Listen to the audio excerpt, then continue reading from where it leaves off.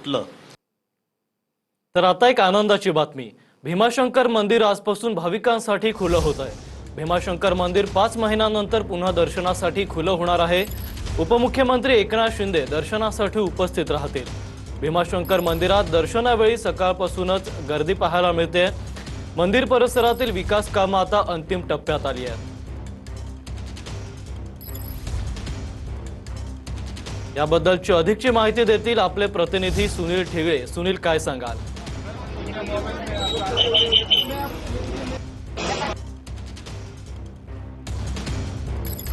नक्कीच अभिलाष, ज्या पद्धतीने पाहिलं की गेले 5 महिने भीमाशंकरचं जे मंदिर आहे ते मंदिर बंद होतं, कारण की या ठिकाणी सिंहस्थ कुंभमेळ्याच्या अनुषंगाने मोठी गर्दी होण्याची शक्यता वर्तवली जाते आणि त्याच अनुषंगाने या ठिकाणी सुविधा पुरवण्यासाठी या परिसरामध्ये जे विविध विकास कामं आहेत ती सध्या सुरू आहे आणि त्याच अनुषंगाने गेली 5 महिने हे मंदिर आहे ते बंद अवस्थेत होतं आपल्याला पाहायला मिळते।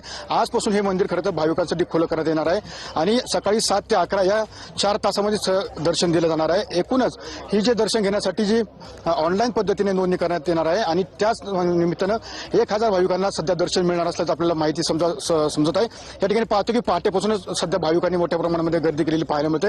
देशभरातून या ठिकाणी अनेक भाविक आहेत ते सध्या या ठिकाणी दाखल झालेले पाहायला मिळते। ज्या भाविकांनी ऑनलाईन पद्धतीने नोंदणी, धन्यवाद सुनील, तुम्ही दिलेल्या सविस्तर माहितीबद्दल।